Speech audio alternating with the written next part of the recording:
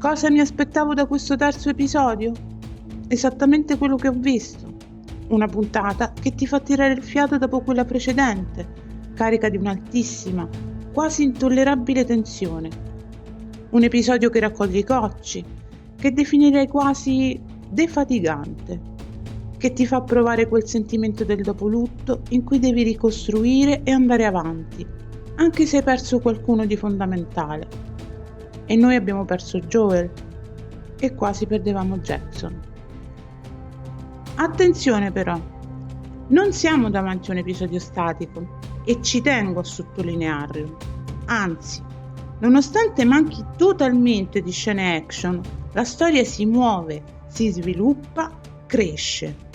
Conosciamo meglio i personaggi, scopriamo nuove minacce, una nuova fazione e prepara il terreno per l'episodio di mid-season. Diretto da Peter Hoare e scritto da Craig Mazin, la puntata si apre prima ancora della sigla, con due scene molto forti. La prima vede Tommy che saluta per l'ultima volta il fratello mentre prepara il suo corpo per la sepoltura. È una scena muta, tutta affidata all'incredibile recitazione di Gabriel Luna. Il suo sguardo è una tempesta di rabbia trattenuta, che poi esplode in dolore puro mentre, tra le lacrime, sussurra una sola frase che mi ha spezzato il cuore. Dì a Sara che le voglio bene. Poi ci si sposta nell'ospedale di Jackson. Ellie, ancora incosciente, viene curata per i traumi interni causati dal calcio di Manny. Si risveglia per pochi istanti, abbastanza da farci vedere tutto il trauma che sta vivendo. Urla disperatamente mentre rivive la scena dell'omicidio di Joel. È un momento breve, ma di una potenza emotiva devastante.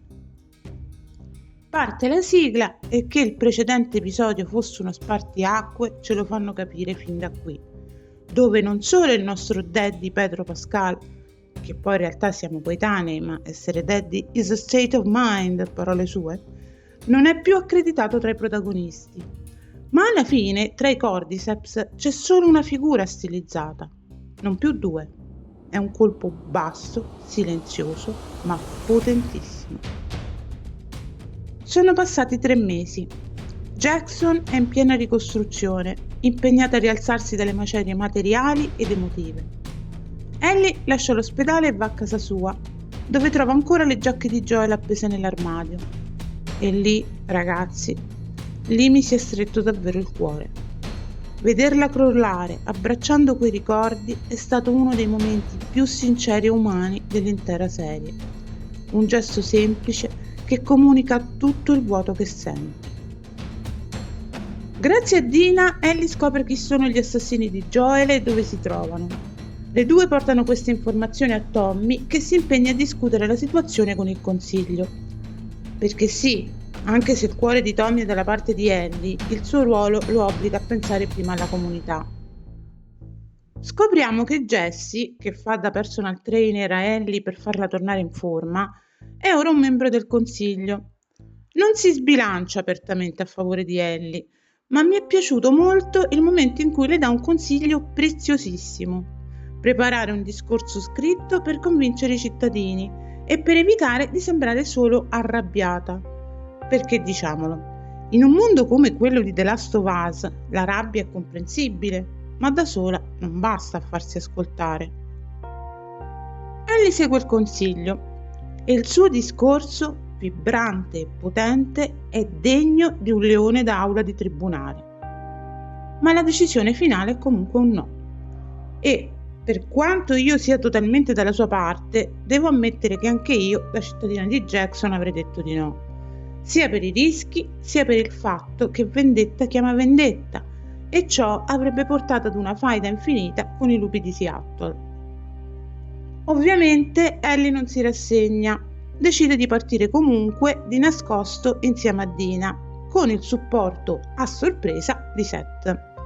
Sì, proprio lui, l'omofobo, che a quanto pare è anche un giustizialista e chissà perché la cosa non mi sorprende affatto, che fornisce loro armi ed equipaggiamento. Ho letto in giro che questa scelta narrativa ha suscitato polemiche, perché è considerata da alcuni superficiale e incoerente. Personalmente l'ho trovata invece molto in linea con il personaggio, soprattutto dopo il suo discorso da repubblicano americano medio fatto al Consiglio.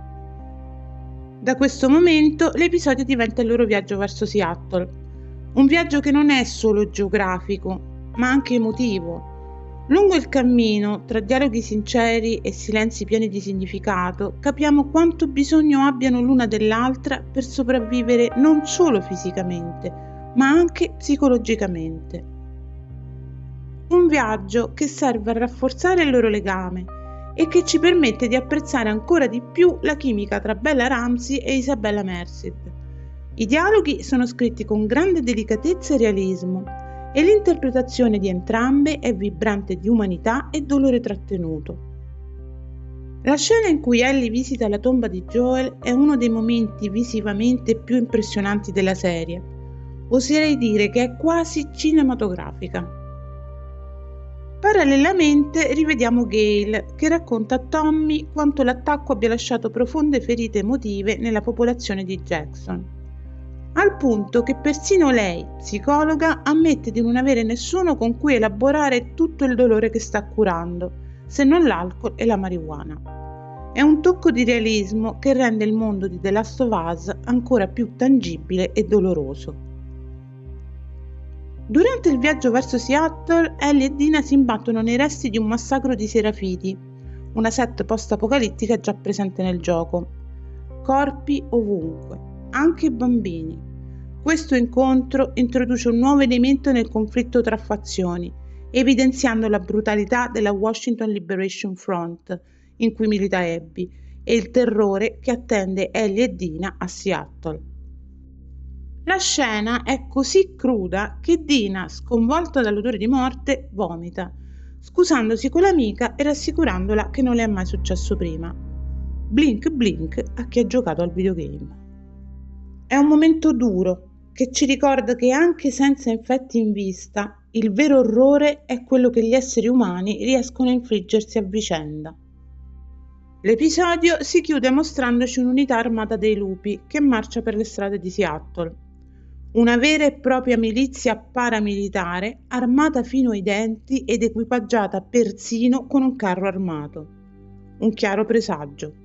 Ellie e Dina stanno per entrare in un inferno, andando incontro a un nemico molto più pericoloso di quanto immaginassero. Con il percorso, The Last of Us ci regala un episodio di transizione perfettamente calibrato, emozionante, introspettivo e carico di tensione sotterranea. Un episodio che non solo dà respiro dopo la tragedia, ma prepara anche il terreno per il prossimo inevitabile scontro. Il percorso è un episodio che esplora temi complessi come il dolore, la vendetta e la moralità in un mondo post-apocalittico e che combina introspezione emotiva e sviluppo narrativo, preparando il terreno per i conflitti futuri, riuscendo a mantenere alta l'attenzione dello spettatore, approfondendo i personaggi e ampliando l'universo della serie. Il mio voto? Un solidissimo 8 su 10. Non perfetto, ma incredibilmente umano. Direi che il prossimo episodio sarà davvero interessante. Come faranno Ellie e Dina a penetrare in città senza farsi scoprire?